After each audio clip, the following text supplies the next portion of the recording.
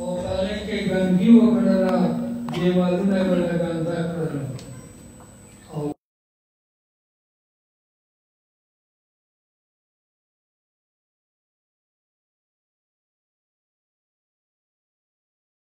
خبر شو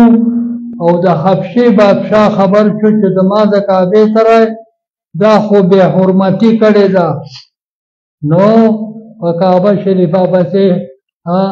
فوج راولېږه، 50,000 فوج راولېږه سره د اتیانو نه. مقصد یې دا و چې دا کعبه شریفه به ونړئ،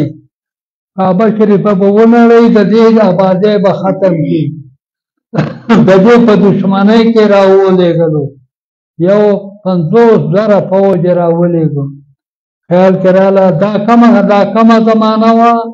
دا د نبي علیه السلام د پیدایش زمانه وه. د پیدایش په کال باندې دا واقعات وشو. خیال کې راله د کعبې شریفې خو ډېره کمزوري وه، په بدر کې صرف د هغې 10,000 فوج تیار شوی و. خیال کې راله په بدر کې مقابله د چا سره راله؟ مقابله د 50,000 فوج سره راغله. نو عبدالمطلب د دغه زمانې بادشاه و، د نبي علیه السلام نیکه دا بادشاه د کعبې شریفې. هغه اول خو دغه ته وختلو، جبل ابي قبیس ته وختلو. الله دې تاسو ته وښیي جبل ابي قبیس دومره نږدې دی لکه زمونږ دا خور چې نږدې دی کعبې شریفې ته. خیال کې راله هغې کې کله چې کعبه شریفه د هغې د نړولو دپاره دا فوج ورسېده، ډېر فوجونه یې مخې له راله د مقابلې دپاره، ونه شو مقابله یې ونه کړلی. چې د طایف فوج راغی،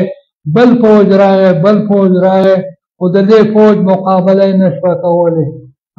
کله چې هغې کې هغه اتیانې مخامخ له کعبې شریفې ته، د کعبې شریفې د نړولو دپاره هغه ونړئ. نو هلته کې یو چې کوم دی نفیل ابن خبیب، دا چې کوم دی یو جرنیل و، هغه د هغې اتي په غوږ کې خبرې وکړلې. هغه ته ویې چې ګوره ته خبرې چې ته دې کعبې ته مخامخ کېږې او ته چې کوم دی د دې نړول غواړې، دا خو د الله کور دی، که دا دې ونړو نو ته به تباه شي. چا ته یې ویې؟ هغې چې کوم دی اتي ته. خیال کې راله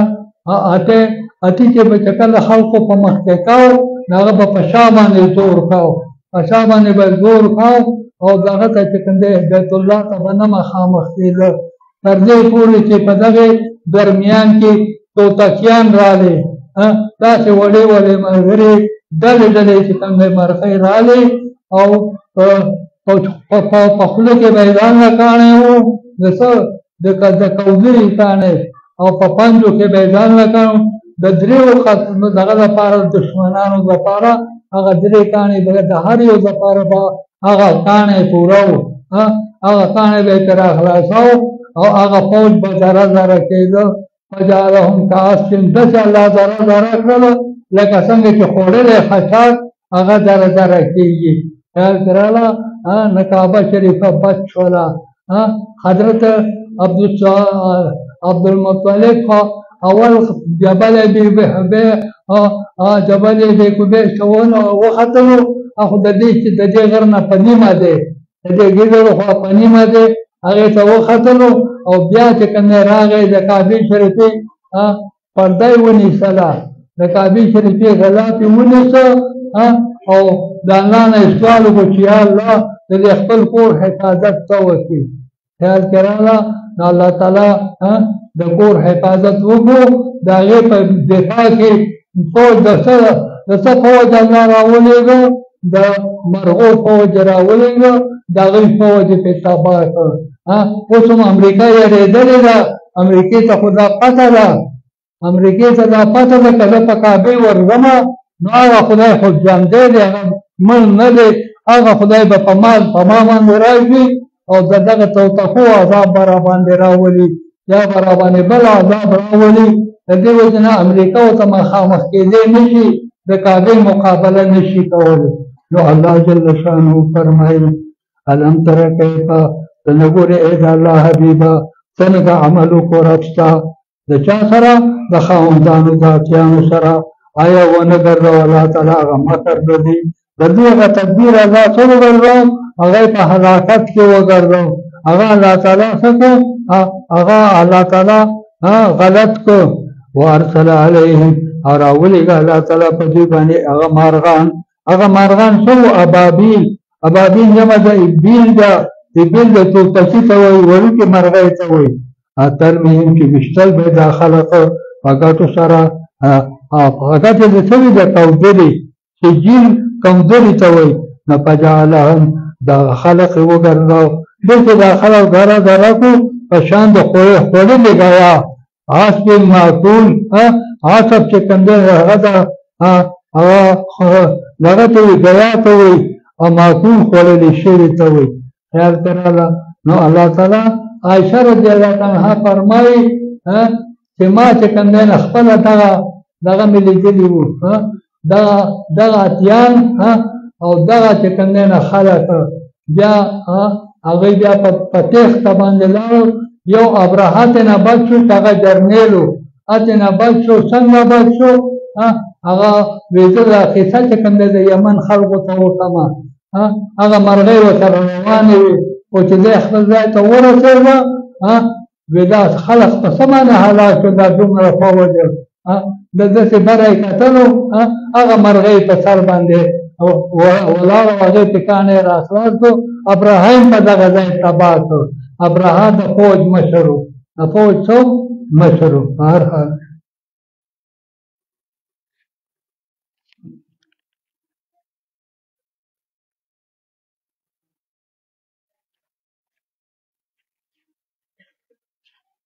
بسم الله الرحمن الرحيم لإيلاف قريش إيلافهم رحلة الشتاء والصيف دا صورت د صورت فیل تتمه ده خو دا د مضمون په لحاظ سره تتمه ده خیال کې راغله که نه د قریشو ذکر الله کوي چې قریشو چې کله دغه هلاکت وشو دغه عذابونه راغله د هغې نه وروستو بیا د قریشو خلقو به تجارت کولو شام ته به قافله بوتلله یمن ته به بوتلله د ځینې قافله به هغه چې کوم دی نو هغه به یمن ته تله او د ګرمۍ قافله به هغه شام ته تله او هلته کې به دوی به څرمنې ته دې ځای نه وړلې په هغه خلقو به یې خرڅولې د هغوی به له غنم ورکول او نور څیزونه به یې ورکول د رزق انتظام الله تعالی د قریشو کړی و د قریشو هغه فضیلت الله ذکر کوي چې دې ته الله تعالی غیبي رزق ورکاو پکار دا د قریشو به چې دوی د الله عبادت وکړي او دوی د دغه نه غلي شي د څه نه د کفر نه د شرک نه او د سرکشۍ نه څه شي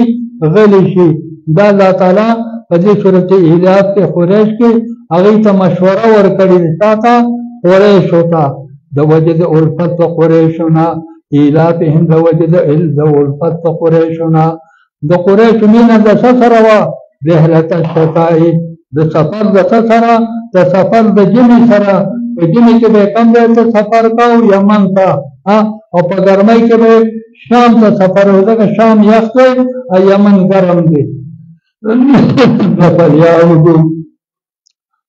د وجې د محبت د قریشو نه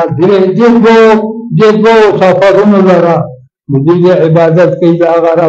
هغه رب چې دله دوی له رزق ورکوي چا له دې قریشو له الذي هغه رب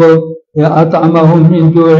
چې هغه ډوډۍ ورکوي چا ته قریشو ته ډوډۍ ورکوي د وجې د لوږې نه وآمنهم من خوف او دوی ته امن ورکوي د یارې نه د دنیا ټول بادشاهان د دوی نه یېرېږي یاره الله د کعبې ملنګان دي او د کعبې باشنده دي موږ په دوی حمله نه کوو نو الله تعالی د حملې د دشمنانو نه دوی څه دي بچ کړي دي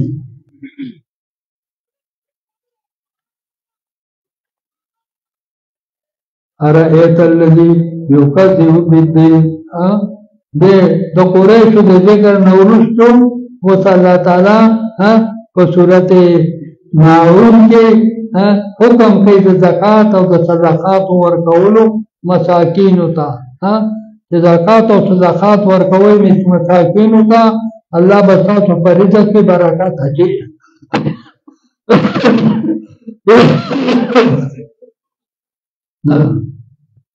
نه پدې په صورت قریش کې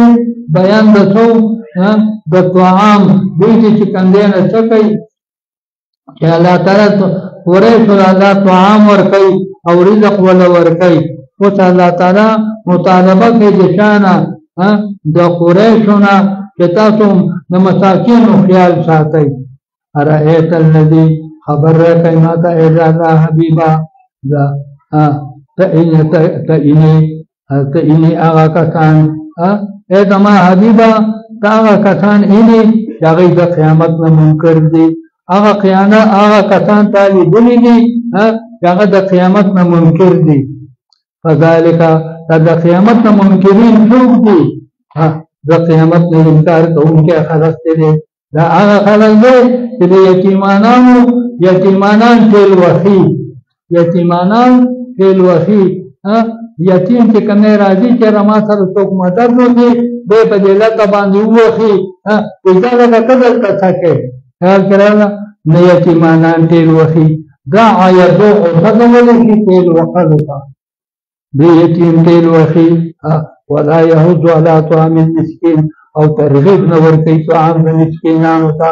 د مسکینانو د طعام ترغیب نه ورکړي د مسکینانو له ډوډۍ ورکوي هغه له خوراک ورکوي فویل للمصلین هغه منګزارو لپاره حالات دي د کوم منګزارو لپاره الذين هم عن صلاتهم هغه منګزار چې په موږ باندې موږ کوي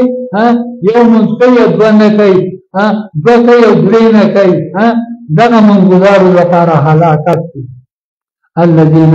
هغه منګزارو لپاره حالات دي چې هغه د خپل منځونو نه غافل دي لمانځه وخت هغه ته نشي غافل دی عابد انسان دی ته وي هغه د مانځه وخت چې زمانځه تیارې شروع کی زمانځه د باندې لپاره تیارې وکي هغه ته د حاضرۍ کوشش کوي اما ان صلات انسان چې هغه د خپل منځونو نه غافل دي الذين ذا خلق دي هم يراؤون چې داریاکار دي داریاکار خلق دي ریا سره دې ټکي عبادت کوي ويمنعون الماعون او دا خلق دي کله زکات ورکول خو له خبره وا معمولی شی په صدقات کې نه ورکي خو خو خلق یو بل لور او قبر ورکاو څه لپاره د کار لپاره دې د میګایله دي ور وا دا دور والا او دا چې کوم دا دغه والا وخاب خلق دیو بل سره امداد کولو او څنګه معون نه ورکي معون څه کوي معمولی شي په صدقه کې ورکول زنانو به یو بل لوخي کومډي مونډي ورکولې دواله خور دا لوخه والا او بیا به را راوړي او څه دې کنه خدای به کوي دیو بل سره معمولی امدادونه به کولو ويمنعون المعون او ملکی سره معون هته ویل چې د ضرورت څخه هغه چاله نه ورکړي نه الله فرمایي ان اعطینا کل کوثر دا سورته کوثر دی په سورته کوثر کې د مخکې سورته کې د معون ذکر الله کو اداري دا کفارو بدی وکړه او په دې سورته کې الله تعالی د حوض کوثر ذکر کوي چې زما پیغمبره تا ته ما یو عظیم نعمت درکړی دی چې هغه څه شی دی چې هغه کوثر دی کوثر څه دی د کوثر نه مراد علم کثیر یا د کوثر نه دا علم کثیر خو په دنیا کې یا د کوثر نه مراد هغه په جنت کې یو حوض دی دومره حوض دی چې د هغه یوه کناره تر دې نه تر کراچۍ پورې ده څلور ګوټه دي او په هر یو ګوټ کې دومره فاصله ده لکه د دې ځای نه تر کراچۍ پورې خیال کې راغله دا په جنت کې یو حوض دی او په دې باندې به ټول خلک اوبس کي ټول امتونه به په دې باندې اوبس کي او د دې دومره لوښي دي حدیثو کې راځي لکه د اسمان دا ستوري چې دي دومره لوښي دي هغه لوښي او پیغمبران به استعمالوي اولیاء به استعمالوي د چا دپاره د سکونکو دپاره نه الله فرمایي او بل دومره حدیثو کې راځي او بل دومره خوږې دي چې د ګبیر نه خوږې دي او داسې سپینې دي چې هغه د واورې نه زیاتې سپینې دي خیال کې راغله نو فرمایي بېشکه موږ درکړې تا ته ای حبیبه په دنیا کې علم کثیر او په آخرت کې څه په آخرت کې حوض کوثر فصلی لربک زما حبیبه مونځونه کوه د الله دپاره د الله عبادت کوه د مانځه پابندي ډېره کوه ونهر او قرباني کوه بدني عبادت مونځ او مالی عبادت قرباني فصلی لربک عبادت کوه دپاره د رب خپل او قرباني کوه مالی قرباني هم کوه او بدني هم کوه ان شانئک هو الابتر بېشک دشمن ستا هغه ذلیله دی تا د دشمن څه دی هغه لنډی ګوچی دی بتر څه ته ویلی شي بتر پېژنې هغه مارو زمونږ په دې غر کې به وو خیال کې راله یو ځلې ما په ګیډي کې راوړی و پوه شوې که نو بتر دغه لنډي ما ته ویل لیشتینک د لویشتې مرسې ماري ډېر ناکاره ماري هغې ته بتر وایي ورپسې بېشکه دشمن ستا هغه څه دی هغه لنډی ګوچی دی دشمن د نبي اسلام څوک و هغه چې کوم دی د عاص بن وایل او بل عقبه ابن ابي معیط دا د نبي اسلام سخت دشمن و بل کعب ابن اشرف د مدینې منورې دشمن و دا لوی عالم په یهودیانو کې زه د ده کور ته یو درې څلور ځلې تللی یم الحمدلله پوه شوې دا د الله احسان دی خیال کې راغله که نه چې له دې دشمنانو کورونه مې هم لیدلي دي پوه شوې که نه هغه دوستان خو دوستان دي نو الله فرمایي بسم الله الرحمن الرحیم قل یا ایها الکافرون وایه ای د الله پیغمبره دا مخکې بیان د څه و د الله د حبیب د دشمنانو اوس کفارو ته چې کوم دی اعلان الله تعالی کوي چې د الله حبیب ته اعلان کوي چې زه ستاسو د معبود عبادت نه کوم او تاسو به زما د معبود عبادت نه کوئ حدیثو کې راځي یو ځلې د کافرانو جرګه نبي علیه السلام ته راغله وایي چې څه یو کال به موږ ستا د خدای عبادت کوو او یو کال به ته زمونږ د خدایانو عبادت کې دا آیت دا صورت الله نازل کړ چې مصالحت ورسره چېرته ونه کړي ګډ جوړ دی ته په اردو کې ورته څه وایي ګډ جوړ وایي دا ګډ جوړ به د دوی سره نه کوې ته به د خپل رب عبادت کې یو ځل وی د کافرانو ورته وی تیرا عبادت خو نه کوې خو داسې وکړه لاس پې قدرې کېدوه لاس پې قدرې کېدوه دم پوره ده پوه شوې که نه نبي علیه السلام ولا هغه هم قبول نه کړ خیال کې راغله اوس ورته وایي دغه ورته واچوه څه ورته واچوه غاړې ته تای ورته واچوه د انګریزانو جامې واغونده د انګریزانو طریقه اختیار کړه دا چا ته وایي مسلمانانو مسلمان وایي ښه قبیح قبول کړي مې دي هر څه مې قبول کړي دي تای مې هم قبوله کړې ده د انګریزانو جامې مې هم قبوله کړي دي د انګریزانو طریقې خوراک اساک مې قبول کړی ټول دغه قوم خیال کې راغله که نه داسې پکې نشته دی پوه شوې که نه زه د خپلو زامنو به کله کله وایم لکه لوښه صفا کوئ چې ډوډۍ پکې وخورئ ترکاري چې بیا صفا کوئ چې په دې کې د خلکو چې نه کرکه نه کېږي دا سنت طریقه ده انګریزان څه کوي هغه لوښی ګنده پرېږدي لوښی خوراک کوي او ګنده یې پرېږدي دا د انګریزانو دستور دی الله فرمایي قل یا ایها الکافرون ای کافرانو لا اعبد ما تعبدون زه عبادت نه کوم د هغه څیزونو چې تاسو عبادت کوئ او زه عبادت نه کوم ولا انا تاسو عبادت کوونکي ما اعبد هغه الله چې زه عبادت کوم او نه د عبادت کوونکی ما د څه د هغه څیزونو چې تاسو عبادت په تېره زمانه کې کړی دی ولا انتم عابدون ما اعبد او نه تاسو عبادت کوونکي زما د معبودو لکم تا دینکم ولی دین تاسو دپاره خپل دین دی او زما دپاره خپل دین دی زما دپاره خپل دین دی زه ستاسو سره دا مصالحت دا نه کوم اذا جاء نصر الله دا سورت نصر دی په سورت نصر کې د الله پاک د مدد اعلان دی چې الله خپل پیغمبر سره د مدد اعلان کوي خیال کراله په سورت کافرون کې بیان د خصوصیت عبادت چې زه به خاص د الله عبادت کوم او په دې صورت کې د الله تعالی د نصرت اعلان دی په سورت کافرون کې د خصوصیت د عبادت اعلان دی او په دې صورت نصر کې بیان د نصرت د الله تعالی دی اذا جاء نصر الله هر کله چې راشي مدد د الله تعالی زما پیغمبره تا سره به زه مدد هم کوم او زه تاله فتح هم در کوم خیال کراله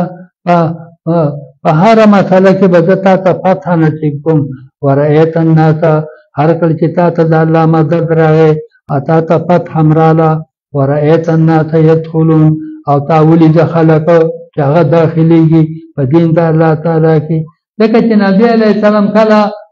کله عمرة القضا وکړه په شپږم کال د هجرت باندې عمرة القضا وه په اووم کال باندې بیا قضا را وګرځوله خیال کراله او د هغې نه وروستو الله تعالی چې کوم دی دا آیات کریمه نازل کړه چې هر کله تا ته راغی مدد د الله تعالی نو نبي علیه السلام په دغه د لسو کالو مصالحت یې وکړو د چا سره د قریشو سره د لسو کالو او خطونه ولې بادشاهانو ته خطونه ولېږه دغه ته یې خط ولېږه انګریزانو ته یې خطونه ولېږل ایران ته یې خط ولېږو شام ته یې خط ولېږه د شام ګورنرانو ته او ټولو بادشاهانو ته چې کوم د آس پاس بادشاهانو ټولو ته خطونه ولېږل خط کې ورته څه ولیکل اسلم تسلم والا عليك اسم اليريثين دا زما اسلام قبول کړئ او که تاسو قبول نه کړو بیا به تاسو په تاوان کې راشي نو الله فرمایي ورأیت الناس یدخلون اتا ولید خلق چې هغه داخلیږي په دین د الله تعالی کې ډلې راځي ولې چې کله نبي علیه السلام خطونه ولېږل بادشاهانو ته بیا به خلکو اسلام قبلاو او ډلې به نبي علیه السلام ته مدینې منورې ته راتلو فسبح بحمد ربک ای زما حبیبه ته تسبیح کوه د حمد رب ته د الله د نعمتونو شکر ادا کړه او واستغفره او د الله نه استغفار وغواړه د دې وجه د دې نه وروسته به نبي علیه السلام وظیفه بدله کړله وظیفه یې بیا څه وه استغفر الله واتوب الیه استغفر الله واتوب الیه دا بیا د نبی علیه السلام وظیفه وه د دې آیات نه وروستو انه کان توابا بېشکه د الله تعالی توبه قبلونکی او مهربان دی تبت یدا ابي لهب وتب دا صورت تبت یدا دا ابو لهب د هلاکت اعلان په دې کې شوی دی دا ابو لهب څو د خپل نوم عبدالعزا و او څوک وایي د ده نوم عبدالشمس و دواړه غلط نومونه دي عبدالعزا کې څه ته نسبت دی په دې کې عزا ته عزا دا معبود د چا د قسطان د خلقو معبود او څوک دا عبدالشمس و مانا عبادت کوونکی د انور ندام چې کوم دی نه غلط نوم دا نومونه د ده وو د چا د ابولهب لقب دی لهب لمبې ته وایي د اور لمبې ته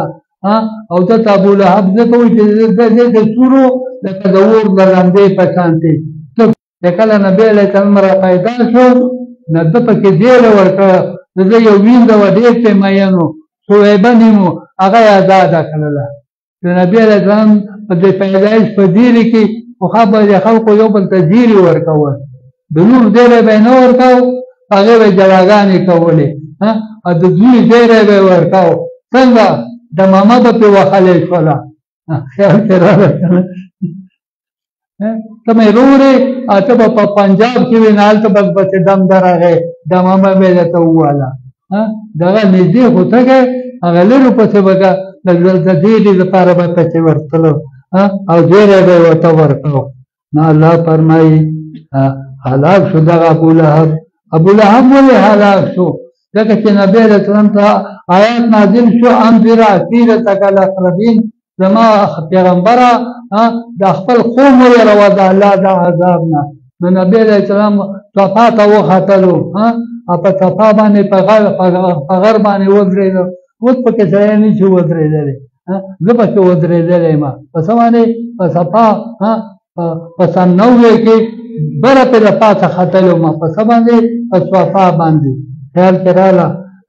نو هلته ودرېدو او خلقو ته یې واز شروع کړو یا بني فهر یا بني عدي یا قریش دا اوازونه یې وکړلو خلق را جمع شو د یوې د بلې د جومات خو په لنډو د یوې د بلې نه خلق دغه صفا غر ته رانږدې شو او بیا په آخر کې نبي علیه السلام وویل چې ګورئ زه تاسو ته ووایم چې د غره نه اخوا ته فوج پروت دی او په تاسو باندې حمله کوي تاسو به په یقین وکړئ او که نه هغوی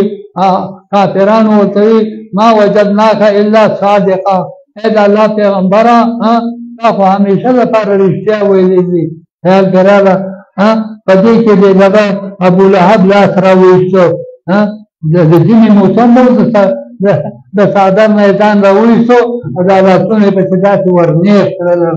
تبا لک هذا تبا لک سائر اليوم لهذا جماعتنا خدای دې هلاک کړه د دې معمولي خبرې لپاره تا موږ راجمع کړي یو دا صورت الله تعالی دا صورت نازل کړو الله فرمایي تبا لک هلاکت دې ستا لپاره هلاکت دې لپاره د لاسونو د ابولهب لاسونه د ابولهب دې هلاک شي وتبا او یقینا هلاک شي ما اغنا عنه بچ نه کو دلرا ماله مال خپل دې په دې خپل مال په تکبر په غرور کې بچ نه شو د الله د عذاب نه وما کسب او بچ نه کو دلرا هغه بچو هغه ځامن چې د کسب کړی دي هغه ځامن چې د کسب کړی دي د دې نه معلومه چې انت ومالو په دې ادیکا هغه حدیث په دې باندې ثابت شو په دې آیات باندې چې ستا مالی نه د پلار نه به خوږی نه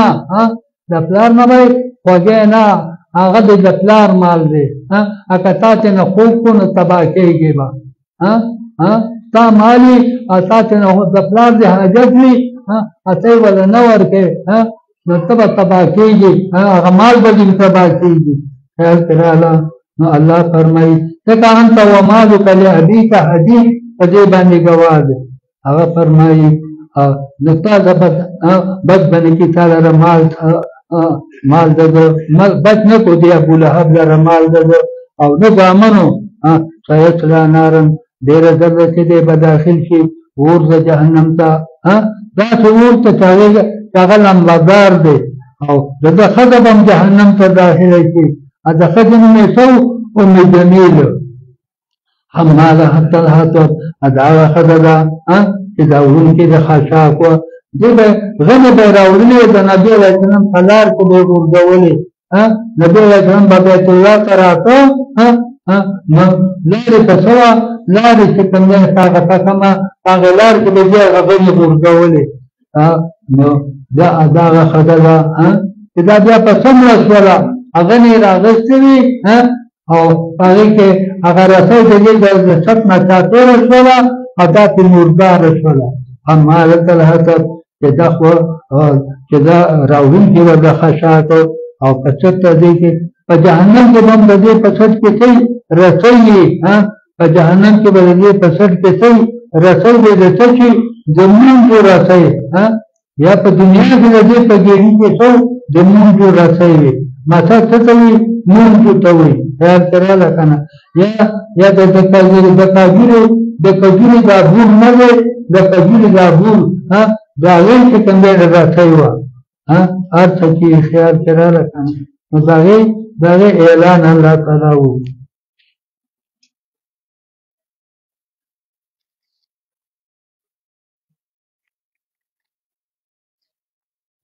سورة الاخلاص دا سورة اخلاص دی په دې کې د الله تعالی د وحدانیت اعلان دی چې الله واحد لا شریک دی دا څلور آیاتونه دي او څلور آیاتونه دي لیکن په قیمت کې دومره سیوا دي چې دا څلور آیاتونه دا کتاب درې ځلې وویلو داسې ده لکه د پوره ختم د قرآن پاک ته چې کوم دی فضیلت حاصل کړي او دې ته سورت توحید هم وایي او سورت اخلاص ورته هم وایي اخلاص ولې ځکه چې په دې کې خالصوالی د څه دی د عقیدې دی چې هغه د الله د وحدانیت عقیده ده او دې ته سورت توحید هم وایي سورت تفرید هم ورته وایي مختلف نومونه دي دا عظیم شان صورت دی دغه د قبا د جماعت امامو هغه به په هر رکعت کې سورت اخلاص وي په هر رکعت کې به سورت اخلاص وي مقتدیان ورته راوچت شو چې مولانا صاحب تم دغه سورت یې زده کړی دی په هر رکعت کې ته بیانې پوه شوې که نه نو هغه ورته ویل زما په شانتې نه و پوه شوې ډېر سم پښتون مولا و پوه شوې که نه هغه ورته وی زه به امامتي پرېږدم خو دا صورت به پرېنږدم دا به په هر رکعت کې به وایم که ستاسو راته ګټي نو ډېره ښه ده چې نظم به ده نه پوه شوې که نه داسې نر مولا پکاري یاره خو دا دوید مولا راته هېڅ شی نه ښکاري خیال کې راغله که نه نو الله فرمایي ای د الله حبیب د رزق مالک په الله د مقتدیان نه دي چې درکوي به جو ډېر په خوشحالۍ سره که نه درکوي دې ته مخه خیال کې راغله که نه قل هو الله احد وایه د الله حبیبه دغه الله تعالی یو دی یو ذات دی د ده سره څوک شریک نشته یو واحد دی یو احد دی واحد هغه په شمار کې دی او احد هغه د شمار نه بار دی احد هغه ذات ته وایي چې د هغه سره دویم څوک نشته دی نو الله احد دی احد هم دی او واحد هم دی خیال کې راغله که نه الله صمد اتغ الله بے حاجت دی دا د چا د عبادت محتاج نه دی د چا د ذکر محتاج نه دی لم یلد او اتغ الله د بچی نشته دی د دې الله بچی نشته دی چې څوک وایي چې دا شیطانان یې څه دي دا یې زامن دي او څوک وایي چې ملایکې لونه دي دا ټولې غلطې دي لم یلد الله بچی نشته دی ولم یولد او نه الله د چا بچی دی نه الله د چا بچی دی د الله مور او پلار نشته دی ولم یکن له کفوا احد او د الله سره څوک شریک نشته دی د الله سره مثل هېڅوک نشته دی نه مثل د ذاتو نه مثل د صفاتو الله لا واحد لا شریک فی القدرت دی او لا شریک فی العبادت دی او لا شریک خیال کې راغله که نه فی العلم دی او لا شریک فی البصر دی لا شریک فی القدرت دی نه په ذات کې هم څوک شریک نشته او په صفات کې هم څوک شریک نشته رد دی په بریلیانو باندې خیال کې راغله که نه بریلیان وایي نبی علیہ السلام نبی کے پاس جو کچھ تھا محمد کی دیا اللہ کے پاس کیا رہا اور څومره علم چې علم غیب چې دی هغه چاله ورکړی دی هغه خپل پیغمبر ته ورکړی دی الله سره اوس څه پاتې شوي نو د الله سره نه څوک شریک دی علم دی او نه شریک دی قدرت دی او نه څوک سره شریک په صفاتو کې شته سورة الفلق دا سورة فلق دی خیال کې راغله سورة فلق څه ته ویلی شي شرولو د څه ته شرولو چې کوم دی خیال کې د ورځې چې د شپې شرولو ته یا د ورځې تېرولو ته دې ته څه وایي فلق وایي. او د دې صورت خیال کې راغله شان نزول دا دی چې نبي علیه السلام کله هجرت وکړو نو کفارو په دې کوشش کړو کم کفار چې هغه په شرک مبتلا وو په دې کوشش کړو چې په پیغمبر علیه السلام باندې سحر وکړي په نبي علیه السلام باندې سحر وکړي. خیال کې راغله نو د لبید ابن عاصم یو کافرو او هغه د سحر اراده وکړه هغه ته دا خلق راغی دغه خلق ورته یهودیان ورته رالو وی په دې پیغمبر باندې سحر وکړه چې دی هلاک شي او مونږ ترې خلاص شو. خیال کې راغله که نه نه ده پې سحر وکړو په چا باندې په نبي علیه السلام یې سحر وکړو په څه کې سحر وکړو د کجورو په دې دا کجورې چې په کومه کڅوړۍ کې جوړېږي هغه کڅوړۍ کې چې کوم دی سحر واچو سحر د څه شي د نبي علیه السلام د نبي علیه السلام باندې سحر وکړو او د نبي علیه السلام ویښته مبارک د سر ویښته د ګیل مبارک ویښته دا چاله پیسې ورکړلې پیسې وله ورکړې چې ته ورشه د نبي علیه السلام یو خادم و خادم به وله سر منګداو یا به د نبي علیه السلام خدمت به یې کوو هغه له پیسې ورکړلې کتاب دا پیسې والا او منګس چې کوم دی منګس یې وله ورکړه په دې منګس باندې سر وله منګس کا او ویښته وله منګس کا هغه ویښته بیا محفوظ کا هغه یې محفوظ کړو او راوړو دغه کافر ته یې راوړو کافر کې د سحر کلمې وویلې د سحر کلمې هغه ویښته یې په منګس کې الول کړله ورسره د کجورې څه دغه یې ورسره هم کېښودو هغه غوزه یې ورسره هم د کجورې کېښودله په دغې څه کې په دغې ګوډې کې هغه ګوډه یې بیا د ګټې د پاسه کېښودو او بله ګټه یې د لاندې کېښودله په یو دغه کوهي کې په یو زوړ کوهي کې هغه کېښودلو چې په هغې کې چې کله یې پکې کېښودلو دغه کوهي اوبه سرې شولې سرې د دغه سحر د وجې نه او د کوهي کې دننه چې کوم بوټي وو دغه بوټو شکل خراب شو داسې خراب شو چې انسان به ترنه یېرېده د الله حبیب باندې دردونه شروع شو شپږ میاشتې ته دردونه چلېده یو ځلې حضرت عایشې رضی الله عنها ته وویې د عایشې په ما باندې چې کوم دی ډېر لوی تکلیف دی او چې کومه خبره زه یې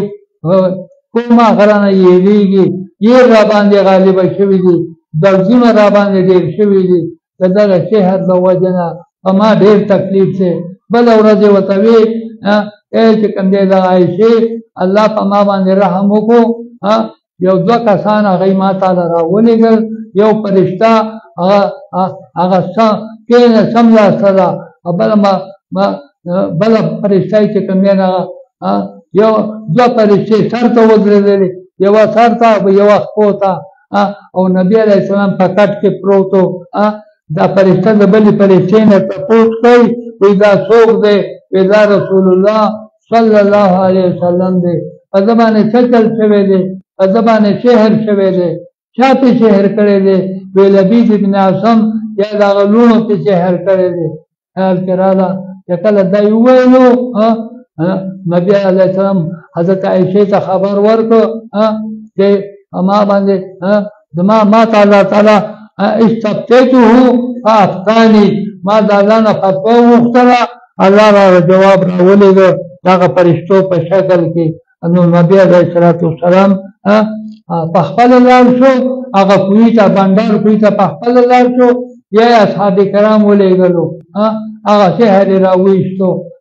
او چې څنګه سحر یې راویستو د کوهي نه بار راونه ایستلو دننه پرېښودو نبي علیه السلام ته حضرت عایشې وی تا ولې چې کوم دی سحر دلته رانه وی ځکه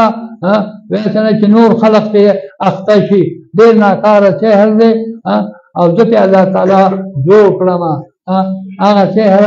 هغه اوبه داسې سرې شوې وې لکه د نکریزې په شان دي د دغه سحر د وجې نه دا 11 غوټې دي په هغه سحر کې 11 غوټې دي او دا آیاتونه هم 11 دي خیال ته راغله که نه د سورت فلق او د سورت ناس و 11 آیاتونه چې کوم آیات په نبي علیه السلام لوسته هغو ته به سپړلی کېده تر دې چې هغه سحر د نبي علیه السلام څه شو هغه ختم شو نو الله فرمایي قل فرمایي ای د الله حبیبه پناه غواړم د سحریاتو نه او د مضراتو نه پناه غواړم د څه سره پناه غواړم په رب د اسمان سره په رب د شلولو د سبا سره هغه الله چې هغه سبا چې کوم دی څه کړي هغه سبا روښانه کړي رب الفلق معنی رب د روښانه کولو د سبا فلق اصل کې لغت کې شلولو ته وایي ولې چې دا تېره شي ورځ روښانه ورځ نه پیدا شي خیر کې پناه غواړم په رب د سبا سره د څه نه پناه غواړم د شر د مخلوقاتو نه او بل پناه غواړم د څه نه د شر د مخلوقاتو نه ګوره دا داسې عظیم صورت دی چې دا د وي د زمري د شر نه به هم بچي د مار له شر نه به هم بچي او د شیطانانو د شر نه به هم بچي ومن شر غاسق پناه غواړم د شر د څه نه د شر د تیارې نه پناه غواړم اذا وقب هر کله چې تیاره خوره شي ومن شر النفاثات پناه غواړم د شر د څه نه د شر د هغه سحرګرو ښځو نه چې هغوی په غوټو کې سحر کوي هغوی په غوټو کې څه کوي سحر کوي د دغه د هغې د شر نه پناه غواړم خیال کې راغلی دلته کې یو صاحب راغلی و خیال کې راغله که نه قبر مې لټاو قبر نه مې دومره دغه پیاز راویستلو یو لوی پنډ مې ترې نه راویستو د سحر یې دې کړی وی بیا مې وړو سم ځای ته مې یوړو د ډګر د پل د لاندې مې ارتاو کو هغه مایانو ته مخلوق ته پوه شي چې نور خلک ترې بچ شي خیال کې راغله که نه نه پناه غواړم د څه نه پناه غواړم د شر د تیارې نه کله چې تیاره خوره کړي پناه غواړم د شر د څه نه د پوکي کوونکو د ښځو نه د پوکي کوونکو د ښځو نه چې په غوټو کې څه کوي په غوټو کې پوکي کوي په غوټو د سحر کې پوکي کوي اکثر دا ښځې چې کوم دی نه هغه دا کار کوي سحر کوي کله سړی داسې لیونی کړي دلته یو سړی لیونی کړی و ملا صاحب دا ول ملا صاحب کړی و ملا صاحب ول د شهر کار کړی و بیا والي سوات راونیسو والي سوات او پخوا خو ناکاره جیل و بینچ به یې ولختې چې کوم دی بینچ کې به یې ولختې ځوړندې او د والي سوات ډېر ناکاره جیل و زمونږ د نواز شریف او د شهباز شریف داسې دي نواز بادشاهي چا وه بادشاهي د والي سوات وه بادشاهي د والي سوات وه او د څه وه د هغه د پلار بادشاهي وه خیال کې راغله هغوی به سم جیل و هغه جیل کې به سړی لیونی شو 3 کاله به یې پکې نه شو تېرولی اوس چې کوم دی دا شی لا هغه شان په جیل کې دی وایي ما خلاص کړئ ما خلاص کړئ توبې وباسي خیال کې راغله او کله جلسې کوي کله جلوسونه کوي دا څه جیل دی جیل هغه چې کوم د والي سوات جیل و خیال کې نه الله فرمایي ومن شر النفاثات پناه غواړم د شر هغه پوکي کوونکو ښځو نه چې په غوټو کې سحر کوي ومن شر حاسد او د شر د څه نه پناه غواړم د شر د حسد کوونکي نه اذا حسد کله چې حسد ظاهر کړي حسد چې لا ظاهر کړی نه دا دومره خطرناک نه خو چې حسد ظاهر کړي دا ډېر خطرناک دی د هغې نه بیا فساد پیدا شي داسې پیدا شي فساد چې ګوره پلانکې په دوی باندې علم کوي داسې ناروا کوي خیال کې راغله نو حسد چې ظاهر شي بیا ډېر خطرناک الله فرمایي بسم الله الرحمن الرحیم قل اعوذ برب الناس وای اې د الله پیغمبره زه پناه غواړم په څه سره برب الناس پناه غواړم په رب د انسانانو سره د څه نه د چهلیاتو نه او د ټولو مضراتو نه زه پناه غواړم دا مخکنی د څه د شرور ظاهرونه پناه حاصلولو او دا د دویم د صورت ناس پناه د څه نه ده د مضراتو اخرویونه هغه د مضراتو دنیویونه پناه وه او دا د څه نه پناه ده دا د مضرات اخرویونه پناه ده ووایه د الله پیغمبره پناه غواړم په رب د انسانانو سره او پناه غواړم په بادشاه د انسانانو سره او پناه غواړم په معبود د انسانانو سره پناه غواړم د څه نه من شر الوسواس پناه غواړم د شر د شیطانانو نه پناه غواړم د شر د شیطانانو نه د چا د رب په خاطر باندې د رب الناس په خاطر باندې رب الناس څوک دی د دې ناس نه مراد مفسرین لیکي د دې نه مراد ماشومان دي صغار دي صغار د ماشومانو پر رب باندې څه غواړم د الله نه پناه غواړم خیال کې راغله او ځکه دا اول دا تکرار چې الله تعالی کړی دی الله خو لوی علیم بادشاه دی نه د غمګین ناس نه مراد څه دي صغار ملک الناس پناه غواړم په بادشاه د انسانانو سره بادشاه د دې ناس نه مراد څه دی د دې نه مراد شباب دي جوانان دي خیال کې راغله په دوی سره پناه غواړم ځکه ماشومان چې کوم دی دا خو د خدای پاک د رحمت ذریعه ده خو دا جوانان کله کله دا د زحمت ذریعه شه ولې چې جوانان راوچت شي بیا بادشاهي بدلېږي که د خیر بادشاهي هغه هم بدلېږي که د شر بادشاهي هغه هم بدلېږي خیال کې راغله که نه په دغه کې چې کوم دی چغې والې په اسلام آباد کې اما اوریدلې ایوب کتے اتر جاؤ خیال کراله او خو چې څنګه دا سره ویواله د جوانانو ایوب کاکا استعفا ورکړه پکې پښتون بادشاه په دې ټولو بادشاهانو ما ټول ولیدل دا دوم مې ولیدل خبیث مې لیدلی نه دی خو د هغه حکومت مې اورېدلی و خیال کې راغله که نه دا ټول اسکندر میرزا دی که څه دی دا ټول لاړو ټول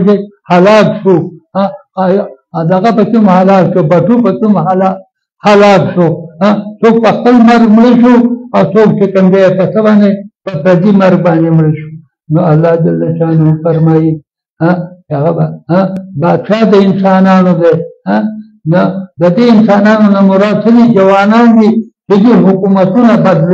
حکومتونه بدلی که ښه او که خرابي اله الناس د دې نه مراد بوډاګان دي پناه غواړم په څه سره په بوډاګانو سره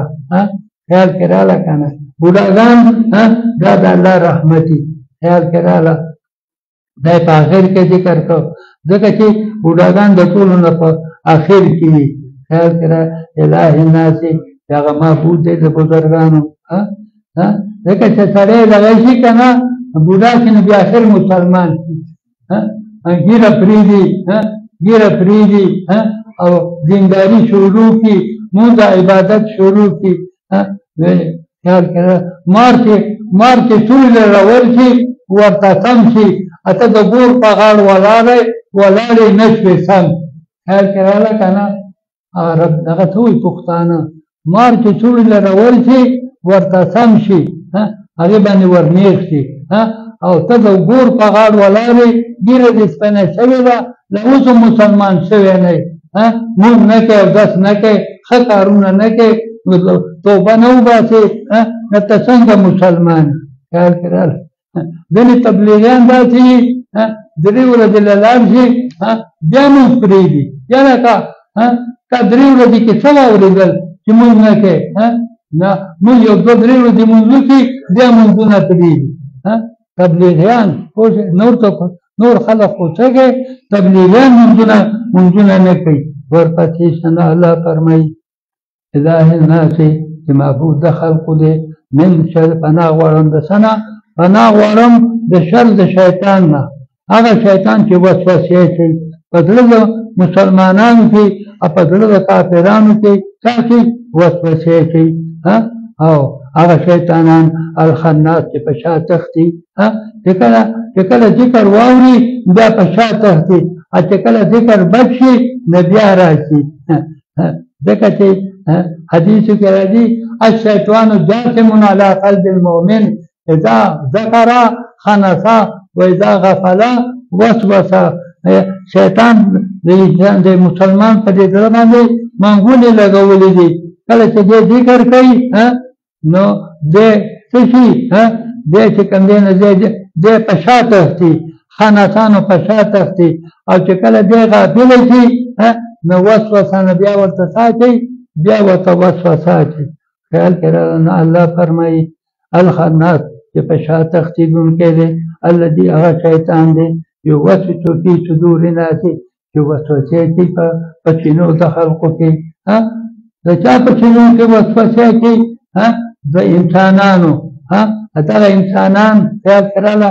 بعضې کافرانې بعضې منافقانې او بعضې صحیح مسلمانانې د هغوی په سینو کې وسوسې کوي او دا کوم خلق دی دا وسوسې کوونکي من الجنة دا د جنسه د پیریانو نه والناس یا د جنسه د انسانانو نه ګوره جن یې پې مخکې کړ ولې جنات چې کوم دي جنات چې کوم پیریانو ته مونږ وایو خیال کې راغله په هغوی کې ډېر شیطانان دي په چا کې په دې جناتو کې څوک پکې روسیان دي څوک پکې چینیان دي او څوک پکې څوک پکې هندوان دي او څوک پکې سکان دي او څوک پکې انګریزان دي او څوک پکې یهودیان دي خیال کې راغله که نه دا په دې ټولو دغه تقسیم شوي دي په دې ټولو قسمونو باندې تقسیم شوي دي والناس او داسې وسوسې اچوونکي څوک دي یا انسانان دي خیال کې راغله ځکه انسان د انسان دپاره څه دی په پښتو کې متل دی وایي انسان د انسان دپاره څه دی شیطان هم دی او انسان د انسان دپاره څه دی رحمان هم دی څوک وسوسې د خیر اچوي او څوک وسوسې د شر الله دې زموږ او ستاسو حفاظت د شر د وسوسو نه دې الله زموږ او ستاسو حفاظت وکړي بحرمت سید الابرار وصلی الله تعالی على خیر خلقه محمد وآله وأصحابه وآل بيته أجمعين برحمتك يا أرحم الراحمين. تاسو شولې 12 سنين